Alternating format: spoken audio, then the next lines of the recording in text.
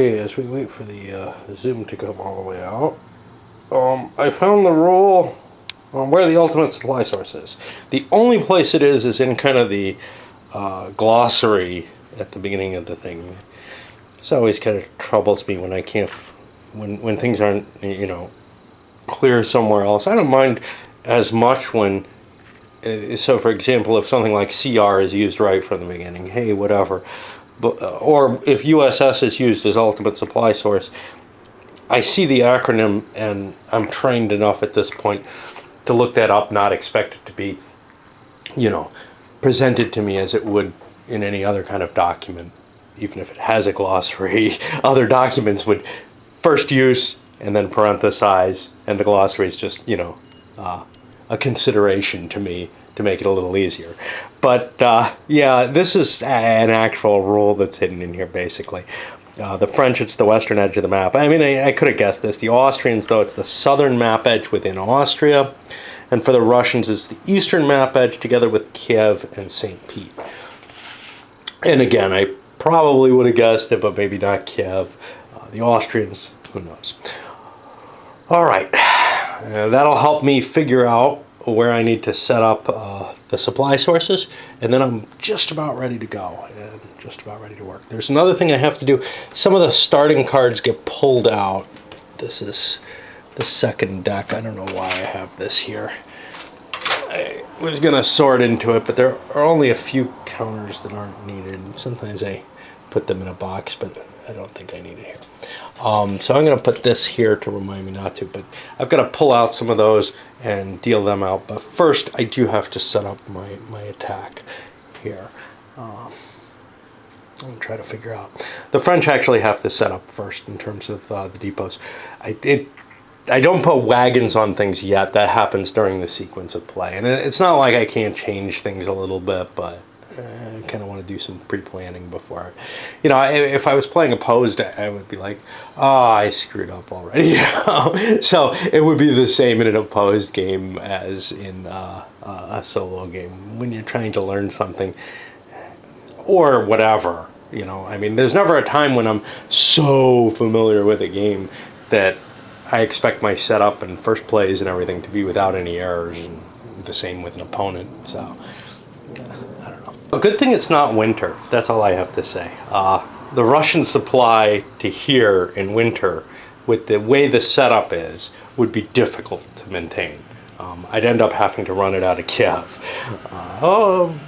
As it is, though, the Russian supply isn't too hard because I've got 5 hexes for each supply source. So I've run it down to Minsk, and then that's good enough to keep Bagratian's army here. I shifted Borossa to whoever that is. I don't know the commander. That would be the commander of the 8th Corps. I don't know most of the Russian names. There's a few, at least the Corps commanders. I don't know a lot of the French Corps commanders either, but a lot of them I've seen before. Haven't done a lot of Russian campaign stuff. Anyway. So the Russian supply source has everything in supply. The French I chose to come up here, and you notice I'm doing every 3 hexes because I have a decent number of these left. Now I could have gone every 5 hexes and catch up in the winter. That might be wise. So I think I'm going to redo this if I can. So from here, 1, 2, 3, 4, 5. Is this Telset? This is, the counters are so big you can't see what's in the hexes. It makes the map pretty and everything, but you do have to kind of work. So I don't think I have to have one in Königsberg. I can always shift one in there come winter, I guess. I have one over here in Ortels. 1, 2, 3. I don't know if there's another. I have to see if there's another city up there. No matter how I cut it, Grodno is sort of as far as the French can advance on the first turn to the south. It could make an attack on Bagration here, but I think the Russians are going to withdraw. I'm drawing my supply from here, so 1, 2, 3, 4. I can make it to here, here.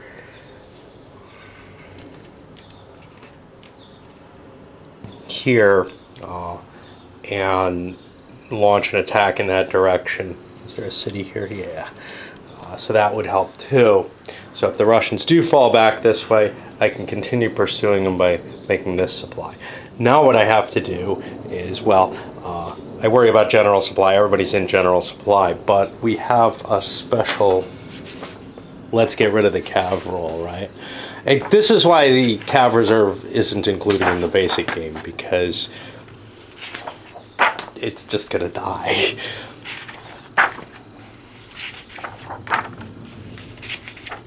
So let's see. At the start of the game, at the end of the general supply and attrition on turns 1 and 2, I roll a die. And I'll get out some better dice, some of my pretty rounded dice, but I'll use this for now.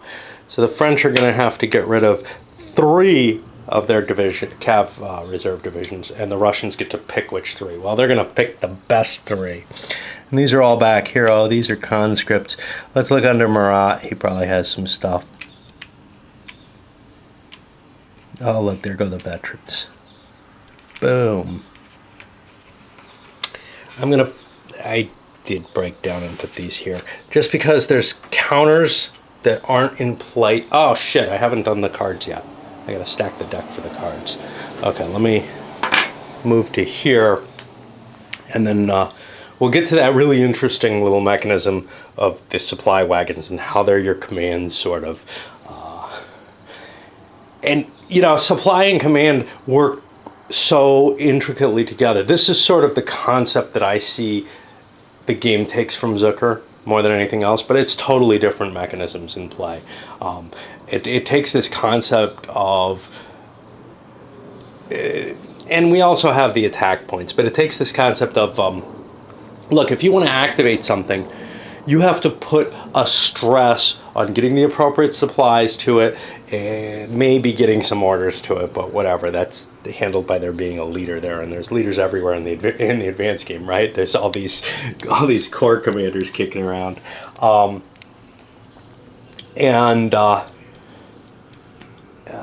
me think what else. You have to in this game, you do this by indicating with the little markers. In the Zucker games, you do it by expending your command points, essentially, your operational points. And it's all the same thing, because in both games, these kind of double as your supply source, and the operationals points sit in the standard Zucker design as a way of preventing attrition from happening. If you have a big supply of these, you get an advantage on the attrition rolls. I actually find this looks like, at least so far, a cleaner means of handling it, with just placing, you know, you have to set up your supply line with your depots, and then you're going to be placing these guys on top of the actual units that you're commanding. But the number of units that you send commands to is greater in this, and you have no initiative in this game. In the Zucker designs, you have the option of, well, I didn't get the proper operational points, etc., but the guy on the ground had some resources available to him, and he was able to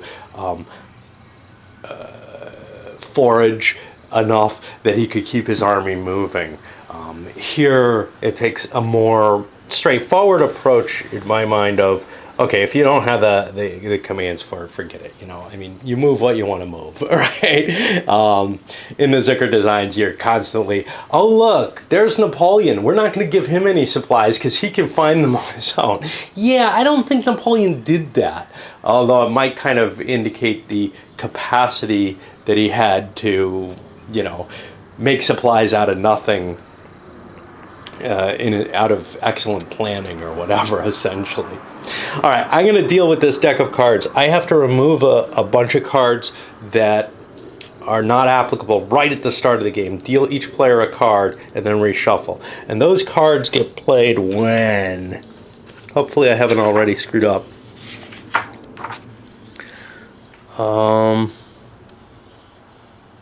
Before general supply and attrition. So I've already screwed up. All right, let me come back. The only cards that were actually removed from the game are the auto events. So you can't start with one of these that would have been triggered and would have created some sort of anomaly. Notably, though, there's this one that I forgot to mention. If you're playing with the cards, the French 8th Corps is not allowed to force march. That will be... who's in charge of the 8th? Junot takes command after this. So Jerome is so incompetent that until that card comes out, we've got a problem with him. Okay, now let's see. The Russian player is going to be the first to do his card. So his first card is this one, which will give him a pile of extra supply trains. And you got to kind of have some way of remembering that you've got these extras. He draws a card, though. If the French occupy Moscow or St. Petersburg, no units may attack this turn. Well, that's not going to have much effect, but that's automatically played, so the Russians do not get to play their card. I hope there are no... Okay, the French also get an option for additional supply trains. Okay, and we get to get rid of Jerome, and I've turned Junot over to help remind me of that. Okay.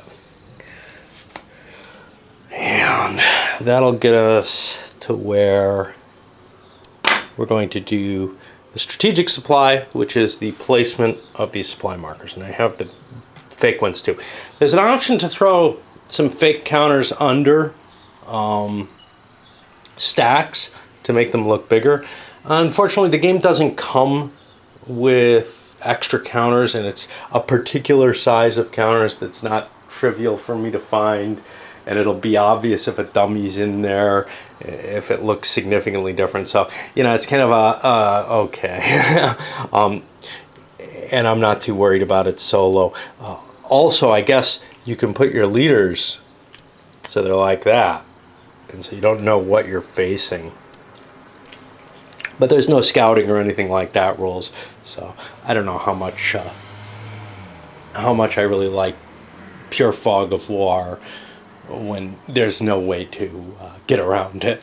From what I can tell with it from the rules, and it's not really, I think, explicitly stated, but we start alternating placing these on top of units. So like, I'm going to want to move Davout, so I'm going to put a command marker on him. Now the Russians get to choose one. Well, I'm probably going to want to get Bagration out of there. I may not, but I think I will. And remember, there's a chance that I might not be able to move things that I'm trying to trigger there. So these serve kind of a dual purpose, and I was kind of worried about them because they say supply on the front. I thought they sat up here or down. They don't really. They kind of, as soon as you trigger them, you reveal them and they come off the board. So it's not really a big deal. Or they turn into a depot where they're sitting. So we're going to alternate placing those. The French have quite a few available. The Russians, not so many because their supply lines are kind of long at this point. They'll probably have more than they need in general. Everybody's been assigned their markers, and I've thrown a couple of bluff ones in. And it's kind of interesting, the two dummy markers, one's in French, Lire, the other is, I guess, in Russian. I don't know the word. I could look at it. I know somebody who's got one. Yeah, I can't. Mohawk, something like that. Anyway, so you can see not everything got covered no matter what. The Russian rear areas are not covered. It would have been an interesting idea to put something here, make it look like maybe I've got a threat, but I thought it was more important to make it look like I was covering this than other things. I'm basically looking at trying to pull back as hard as I possibly can. I gotta be careful though that I do not cover Leva off. Hey, I got two wagons there? What the hell?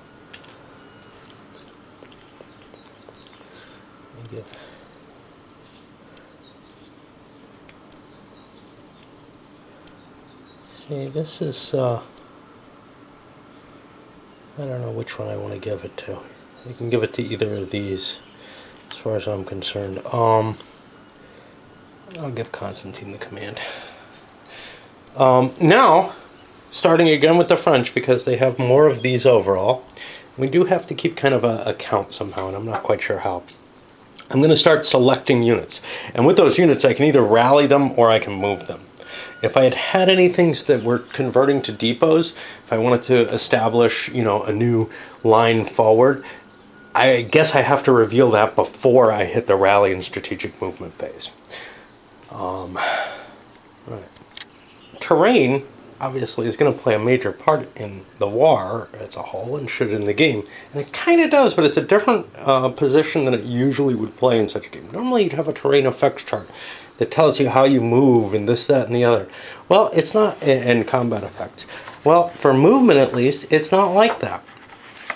What we have is can go or can't go, basically. So forest is impassable to the French. Lake's impassable for everything. Marsh impassable for the French. Mountains impassable for everything. Rivers you can cross, but you have trouble getting supply across them. And then when we get over to combat, they do have some effects. For example, in river, there's a penalty for attacking across, and that's about it. Okay, so now, and this is more innovative than I thought in terms of the designs, from just sort of reading the rules. Now that I begin to see the implications, hey, terrain doesn't really affect movement except in terms of you can't go there. There's some interesting little stuff. So at this point, the French have to consider, what do we want to do? Obviously, we want to plow into Russia. Russia's already kind of made the decision with their picks. We're going to get out of here. The French would kind of like to force an engagement, but that's hard to do because the Russians can fall back unless there's cards that force the Russians to fight. And the Russians may not fall back everywhere. So that's another thing. There's the optional rule that prevents... is it optional?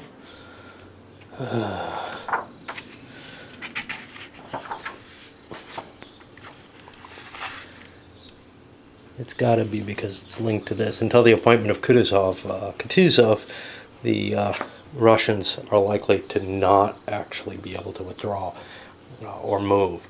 So what I may want to do is get myself into a position where I can attack the Russian units. And I think I could pick on these poor guys in the swamp and kind of try to cut them off. So I'm going to send Rainier. Oh, no, I'm not. He's not got an activation. I didn't consider the southern approach all that important, which is kind of a pity because I got to get Poniatowski here if I want to cause the rebellion. If I want to do that. I don't know if I do. So,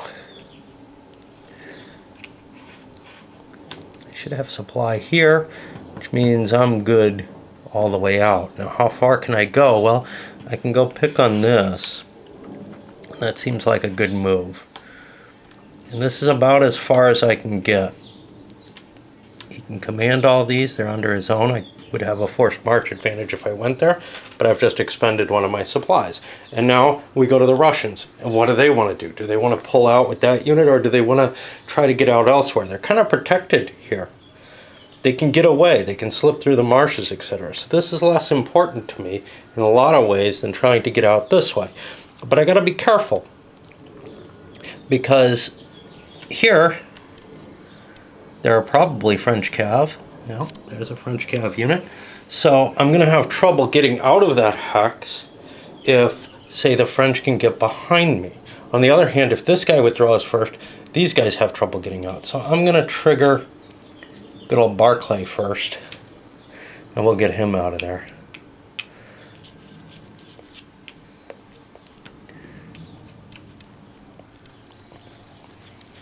And, well, you can kind of see how this is going to continue going. I'll put the markers here. Where do I want to go next? Or do I want to be able to think and not be on the camera all the time? One. This isn't worth anything. 1, 2, 3. I can get myself here, and I won't be able to attack across the river, but I might be able to clutter actions up a little bit. This is Ney's third corps. Let's get it moving. Get into place. I hope I brought some cav with me. I did. I guess when the Russians try to move, they're going to have a... Oh! I gotta make a roll for Barclay there. I forgot all about it. 1 or 2, he doesn't get out of there. Yeah, okay. So let's get Ney back. Yeah, I talk about something and then I don't do it. Well, that's going to create problems for the Russian army, because now maybe I don't want to give up this space, because if the French, I don't know that Ney's got this, if the French can force march behind my lines and everything, I start getting in some trouble. So I got a problem with that unit. I've moved one of my French, and I've tried to move one of my Russians, so let's move another French. Ney seems like not a bad choice. I can't slip in behind Barclay here. Let's see what we got here. Are we overstacked? I hope not. 2, 3, 4. That looks dangerous. Let me count. I was overstacked, so I pulled a unit back here. I don't want to penalize myself, but I'm going to move these. This is Napoleon's stack. Now I could go 1, 2, 3 and move right up against him, but this is Napoleon. Why don't I try to put myself in the hole? 1, 2, 3, and then I'm going to force march here. Now I have a bonus on the force march roll because of Napoleon. Is that here? Yes. I have an appropriate commander. That gives me a -1. I get 1 hex. That cancels it out. I've got Napoleon. That gives me an additional -1. That counts whether it's advanced or not. So I'm not going to be able to roll a 6 or higher, and I can pump myself right in there without a problem. And now we get back to the Russians. Where can they get out of, etc. I'm going to put the dice near them because I kind of need a break. This is too exciting in some ways for me. When I'm first exploring a system, I kind of like to walk away from it in the middle just to kind of calm down. And this has some really interesting little aspects to it that I kind of want to drink in and enjoy. I've moved a little further on. The Russians are up next. I'm having trouble activating them. Not just the die roll thing. I'm having trouble in my own head. So for example, if I move this guy, it opens things up 1, 2, 3, 4, 5 to keep pushing forward, to keep gaining ground. I won't be in trouble until the next general supply phase, in which case, I just have to get somebody here so that I can set up another supply depot there and be able to keep pushing my forces forward. I also don't really want to leave here necessarily. 1, 2, 3, 4. Well, I can't get through there easily. But I don't want to leave here because there's dangers the French will come slipping forward through there. So I kind of have to delay. Now, I'm allowed to pass, but to do so, I have to fire off a legal supply wagon, just like I would if I was, or a supply train, just like I would if I was actually moving the unit. I can't just flip over a dummy and say, yep, there you go. Not that that would matter because both sides have dummies. They could kind of play each other out that way if that was the case. But in particular, I don't think I want to leave here. I don't know if I want to leave here. Here's why. Normally, you would say, I got this supporting situation here. Now, yes, I do. These guys could support an attack against Barclay and provide some defensive help. And actually, Constantine, maybe I shouldn't have shot him back here. Maybe I should have left him up at the front to fight a bigger battle. Instead, I'm kind of sacrificing some of these Russian units to the initial assault in a way that I probably shouldn't, because I'm not really taking... I'm not internalizing the way the game is supposed to work yet. So if I have trouble getting out, I probably should just not leave. Then there's the question of what to do with the southern guys. If they stand here, the French can march forward and hit them. Great. Then I can withdraw, as long as I'm not cut off here, which looks problematic actually. I could of course slip through the marshes, but if there's a French unit there, that's a problem. So I'm going to trigger this guy, see if I can get him moving. Constantine had to roll twice on no, Bagration is staying there. And now I kind of don't want to move this unit because he's the supporting unit for that. This guy's probably safe to move, except I don't want to let the French cut me off. So you see the kind of trouble that each action, brings on you, and the fact that the Russians don't have the capability to move whatever they trigger to move for the first few turns is going to cause problems. Otherwise, I would just run away. Continue to push forward, and the French are really engaging the Russians all across the front. I wanted to discuss this card that came out, the temporary truce one. It's not going to have any effect, but this is representative of, what is it? I think Marat going into Moscow and letting, this is covered in the designer's notes, but and letting the Russians just simply march away without performing a real pursuit, because they believed the war was over essentially with the fall of Moscow. The Russians were out of supply markers. They only had their 2 dummies in play. The French should have 2 more supply markers that they can actually activate. The others are dummies. I think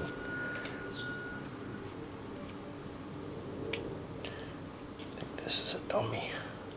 I put Marat under a dummy, but whatever.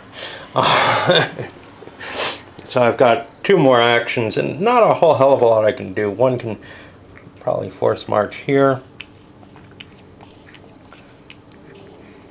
It's infantry, guard infantry, or no, he doesn't have any bonuses, so I'd have to roll if I want to force march him. I don't think I do.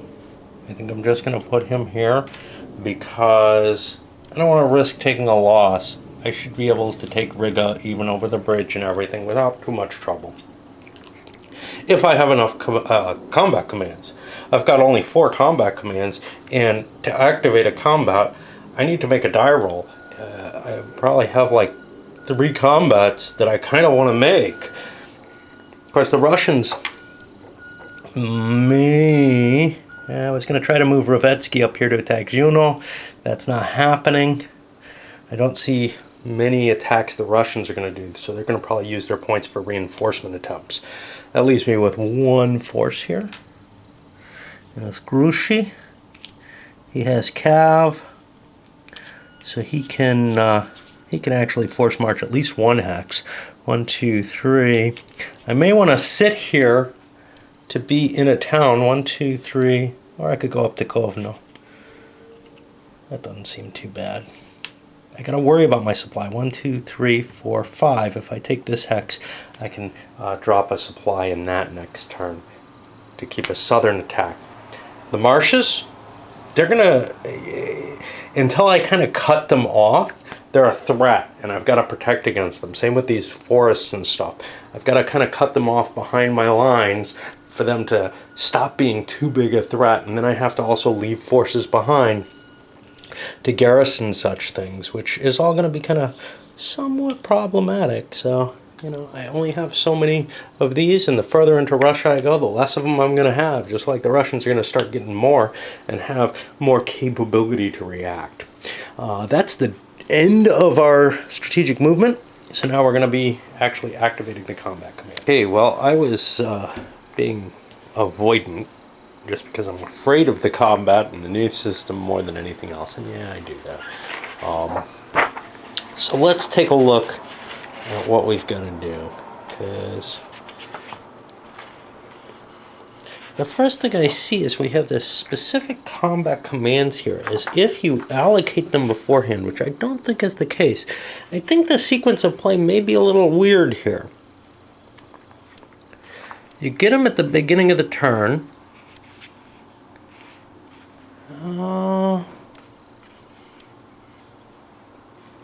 not really sure why combat has its own section, and this is beginning to make me question whether the sequence of play is really a sequence of play, or maybe something that was mostly a sequence of play as taken by, creating almost a table of contents. It obviously isn't a full table of contents. But then it leads me to question other things like, hey, what about the converted depot to, establish new depot? Should that really be under strategic supply? Or should that be over here under the rally and strategic movement.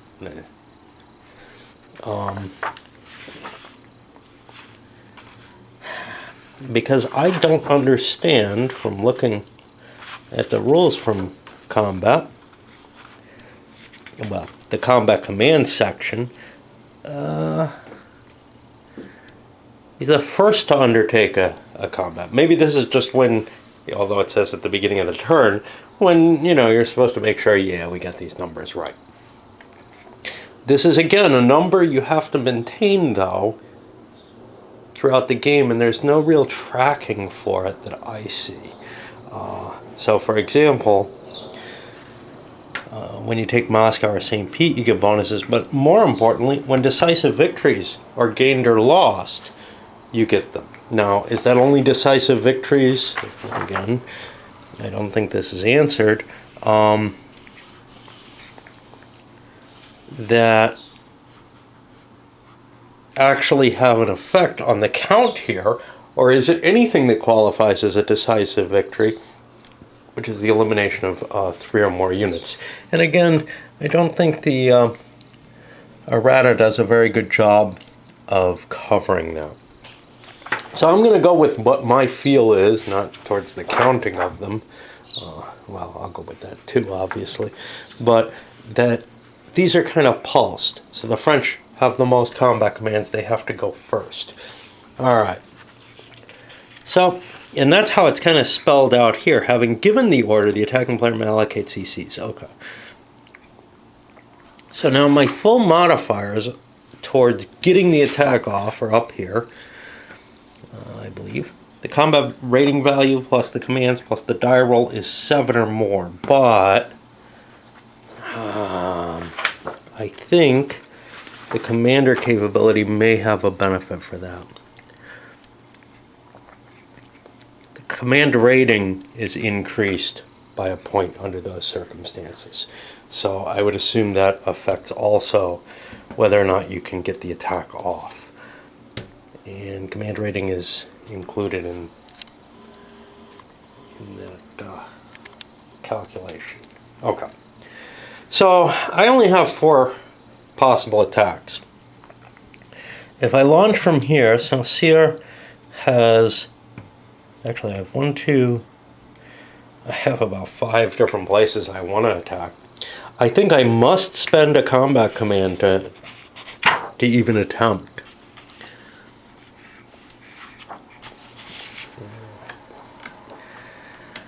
The rules are a little shakier than I thought here. I may allocate a number. Okay. I guess I don't have to. Alright, that's cool. Napoleon, for example, walks in with a +4 on his own, so he probably is not going to want to. The question is, do I want to throw him in to an attack here against Tuchkov right now while he's at full strength, and then use him as a supporting stack against Barclay? Or am I more interested in hitting the big stack and I'll let Tuchkov get out of the way? I'm not sure.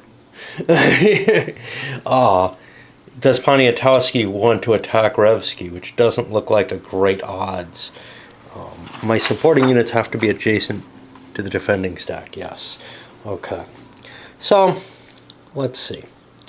If I make an attack here, here, and here, that's a 2, 3, and 4, another 2.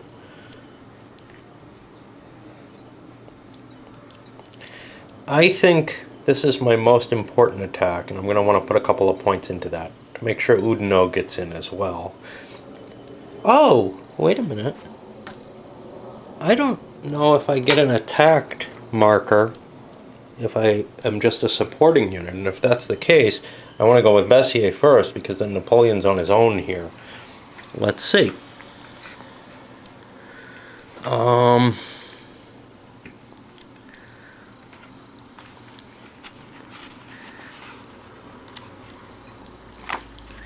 He's probably, as per rule, 11.2 bullet 3.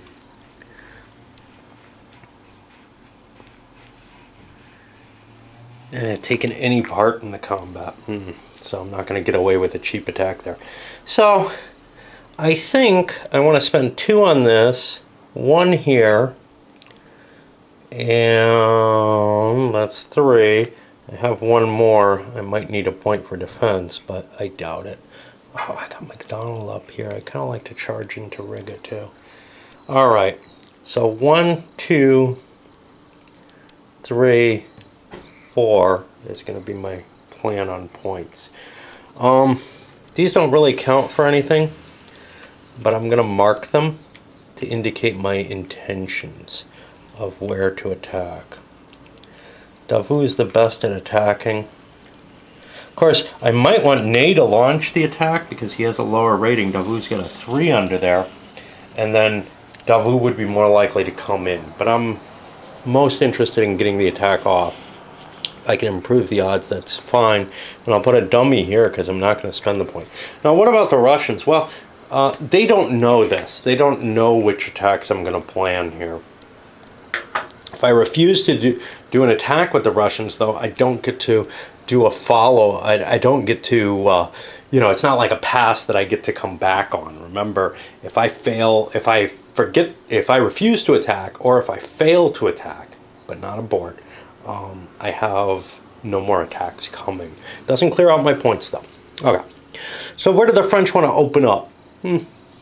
Let's test things out up here because this looks like one of the easiest and lightest battles. So I was going to expend a real point for McDonald. And he gets to try to go in. So he has 2 points of his own. 1 for the bonus, for the point that I spent on commands. That's not very much. He gets another point because he's got his own command with him. So I'm at +4. I need a 3 or higher. And if I don't get it, I'm done. Oh, boy. And maybe this isn't the best place to start my attacks. Maybe I better start them where I most need them, down here.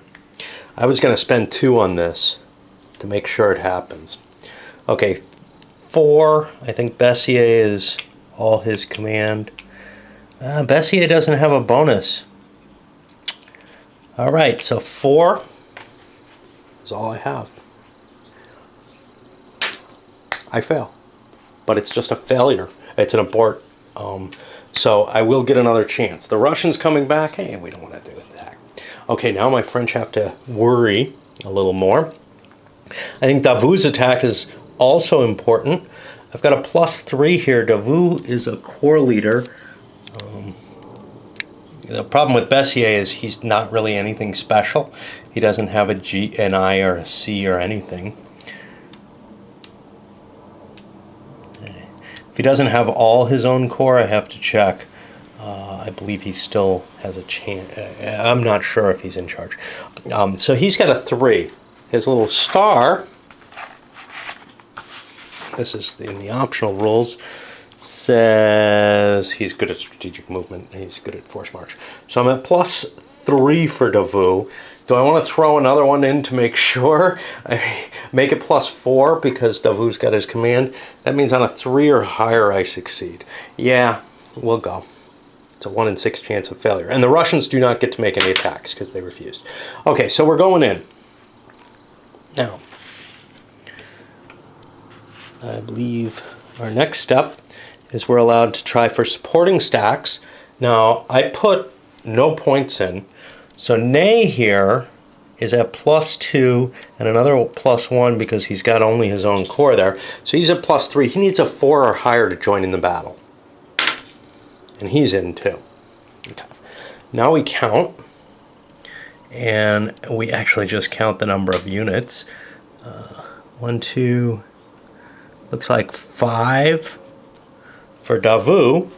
That's going to be his base combat factor, for what that matters. Now let's keep looking. How many different attacking types does he have here? Probably all. No, I don't think he has any artillery with him. Very well. So he gets +2. He's up to 7. He didn't force march. Oh shit! I didn't mark people who force marched. Donald didn't. Somebody did.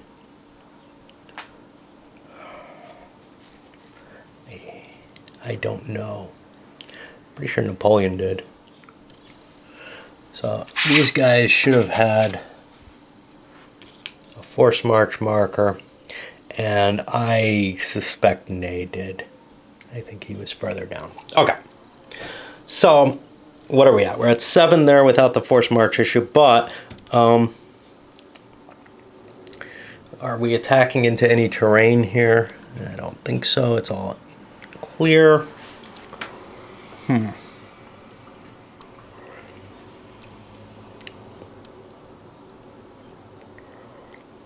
We get to, did I add that? I counted, yeah. So I get to add my leader, who's at +3, plus another 1 because he's good, so we're up to 11. Not good, because he's with his command. Let's use the right terms here, right? Number of undisrupted, okay, for the supporting, undisrupted combat units in the stack. Well, that's the same as the combat factor, and I don't know why it's doing it, but we're going to be having this 1, 2, 3, 4. Ney gets 2 additional to it, so we're up to 13. And he's accompanied by a commander, so it's 14, and we'll be rolling a die. I'm going to grab a calculator because the numbers have gotten high enough that I might not remember. Now for the defense here, Wittgenstein has his own force. He's got 3 units. That'll be 3 for units. How many different types? He's got infantry and cav, so that puts him up to 5. He didn't force march, he didn't attack. His combat rating is a 1, but he gets another 1 for his core, it being his own core. So we're up to 7. He has no support, and he'll be getting a die roll as well. So it's 14 to 7. Make it 17 to 12. Okay, that's a victory for the French. And it is 5-point differential, which is 3 or more than the FDV. These units must withdraw, and they'll be eliminated if they can't. Okay, so what is withdrawal? Let's remember that. 17 to 12 says there was a 5-point differential. That's important for casualties. I think he just falls one hex back. And we'll do that to here, because we don't want to get caught against the river there. That could be very bad. Now,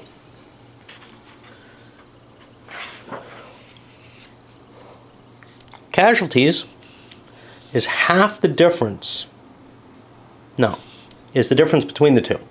So that's going to be 5 hits on the Russians, with the proviso that if there were less than 5 units involved in the battle on the French side, they wouldn't be able to take, they would only be able to take that many.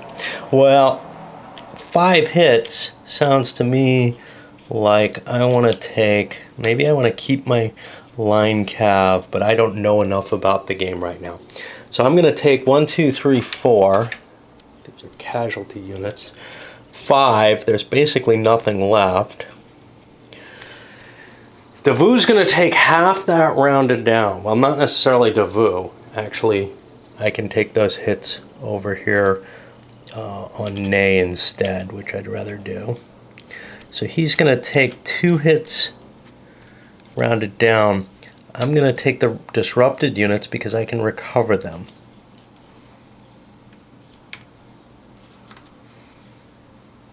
And I'll take that force march off and try to remember to play those when I need to. Okay, was this a major battle? I think so.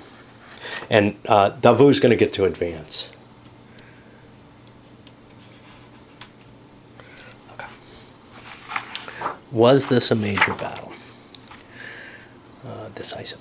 It eliminated 3 or more on the losing side, then the number eliminated on the winning side. Yes, it did. Including consequences of withdrawal if you wipe out the other guy.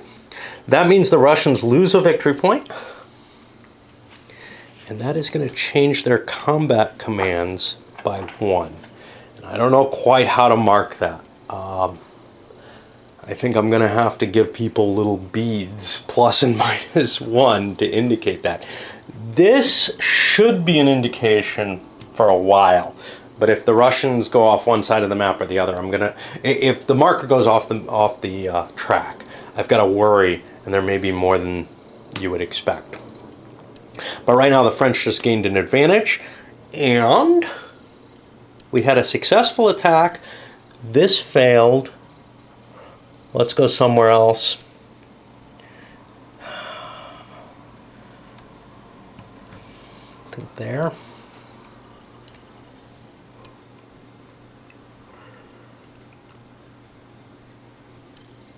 Yeah, I'm gonna use Nappy.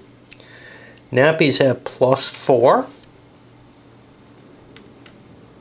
I wasn't planning on spending any points on him. He is automatically the right commander for his units because he's the overall army commander. So he's at +5. So anything but a 1 works. He's not going to spend points. Okay, he succeeds. Now, although I didn't spend points, these guys get a chance to come in, as does Tuchkov. So Bessier is only at +2. He's not going in. But Oudinot, I think, is at +3 because he is the corps commander, and chances are he's with his own forces only. He's not going in. All right, what about Tuchkov? Well, there aren't a lot of places where I can spend points with the Russians, so I'm going to spend 1. Tuchkov doesn't look very valuable, but so he's at +2, probably +3 because he's with his own. He's in. So now we're going to be doing Napoleon versus Barclay, and they're pretty much solid on themselves. Oh shit, I forced marched with Napoleon. Crap. I didn't want to do this. Okay. Oh,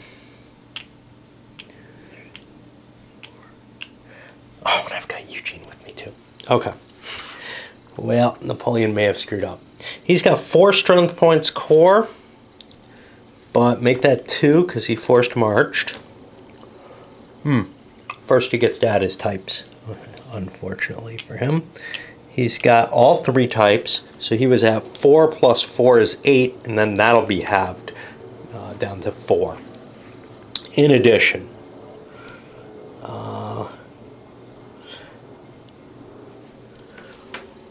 is he hitting a city? Yes, he is. So that's going to cause a penalty of 1 because he has artillery with him. He's really risking it. He gets +4 for his combat rating.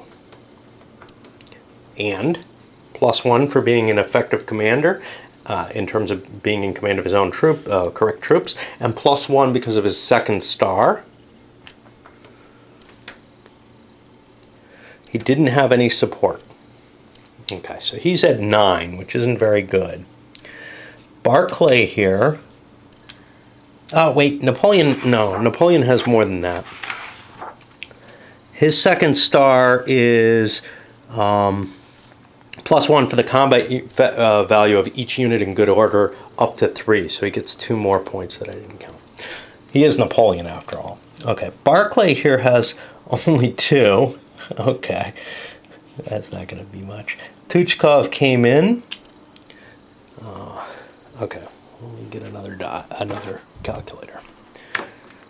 So 2, Tuchkov came in. He's going to be supporting, but let's see. How many different unit types does Barclay have? It's all infantry, no bonus there.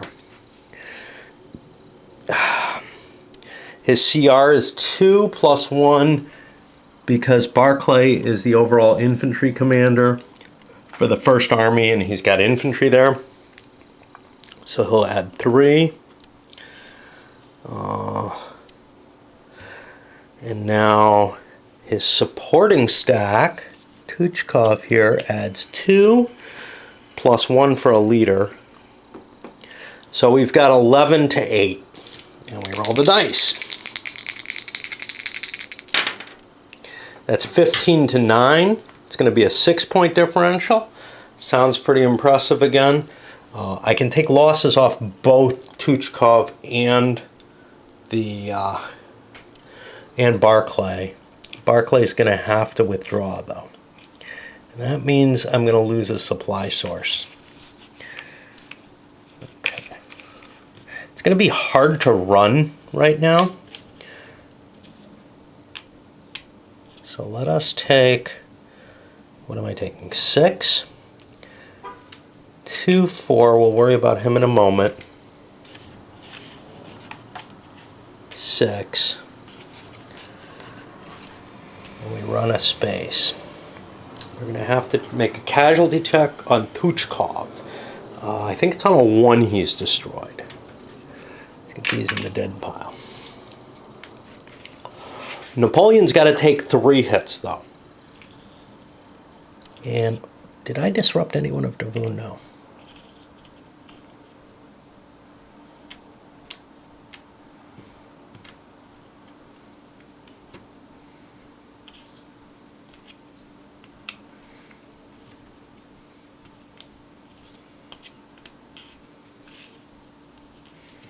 I'm going to take a real hit on one of these. I want Napoleon to advance. So we're dead there. Oh, what are these? Oh, these are dead. That'll work. I want Napoleon to advance. He has captured a Russian supply marker. I guess I'll put that there. Try to remember that I'm down 1, whatever. And we've taken Vilno.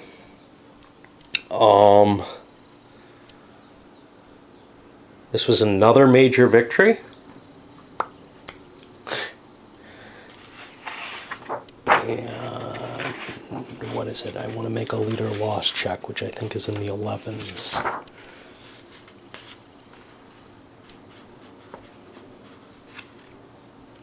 On a 1, Tuchkov is killed.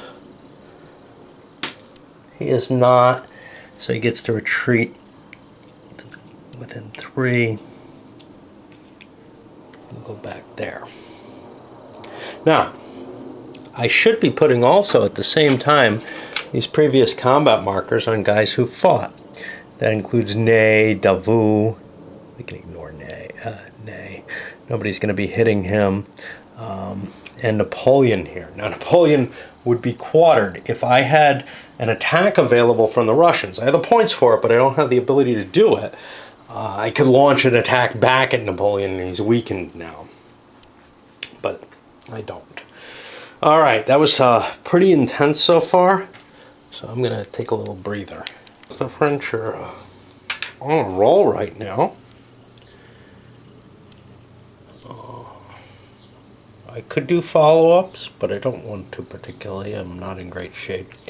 Although, to tell you the truth, Davout is, and I may want to do a follow-up on Wittgenstein. But is it more important for me to launch an attack against Bagration? Or maybe Poniatowski up here.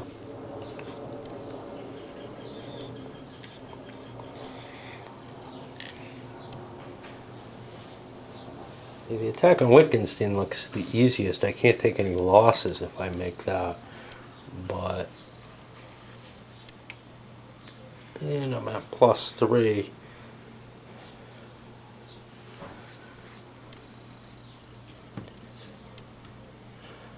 I actually have to go across the bridge. So that's okay.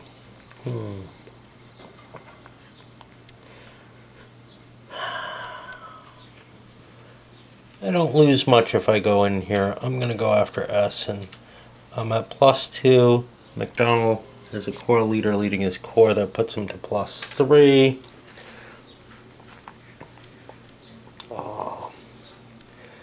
I'll spend a point to get him up to +4, so it's very unlikely I fail. And I succeed in failing. And that's it. The French don't get any further attacks. The Russians already lost all theirs. So I can get these markers off there. And I could have put previous combat markers. I should have had previous combat markers on the Russians that withdrew. as well, which would have been something to keep in mind. The attack on Wittgenstein would have been a good idea, just to wipe them out. All right, that means it's time to reset, I guess. Base point value, the French were at 4, the Russians are at 3. The French are up 2, the Russians are down 2. You can see where the Russians aren't going to have any points very shortly. Is this correct? It seems like that's going to get ugly real fast.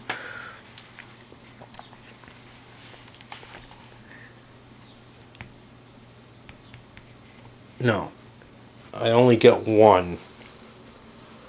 Oh man, so this is going to be even harder to track because it's 1 per turn. This number is adjusted for follows for the rest of the game if during the previous turn a decisive victory was obtained. So I'm going to have to kind of track it the way I just did by keeping the number in place there, unless I want to write it down. Alright, where are we in the sequence of play is the question.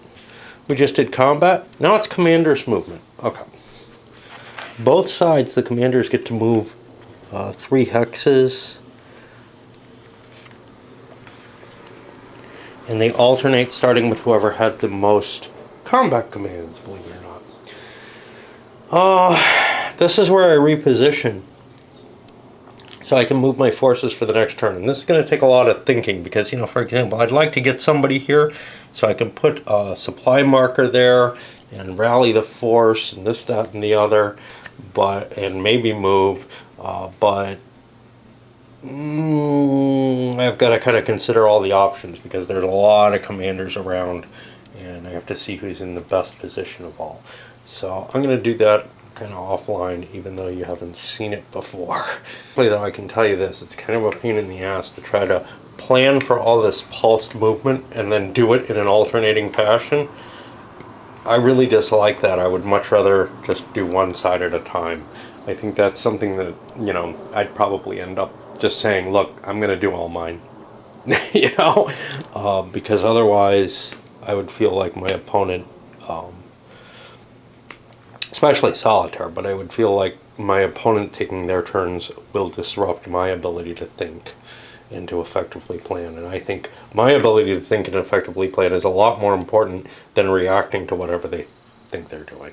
And not surprisingly, I think I screwed up during the forced march for Napoleon. Maybe not. Yeah, I gave him the -1 here as well as the -1 for appropriate commander. He doesn't get both of them. That's one thing that's called out. In the special rules here, Napoleon gets a -1 modifier to any units he accompanies throughout a strategic move, only if the advanced rules are not used. But with the advanced rules, he actually gets another one, which is actually there. That's the star here. He and Devu each give a -1. So, okay, whatever. I think I did it correctly, but who knows. The next thing that happens is the Cossack activity and reinforcements. There are no reinforcements for this turn. The ones that show up here show up at the end of turn 2. And there are no single unit stacks kicking around, I think. Eugene is here. Napoleon's here. Now, Napoleon looks like a tasty treat to take, but here's the problem. He's got so many reinforcing possibilities near him that any kind of attack by the Russians might be kind of a trap, really. So I don't think the Russians are going to do that. Anyway, that is the end of one turn as we push through the system, and we'll be getting to the card draw at the top of the next turn, which isn't factored into the sequence of play in any specific way. The optional rules are or advanced rules or optional rules are largely supported in the charts. This one, not really spoken of there, but it should be pretty easy. All right, let's send it up and we'll just keep going.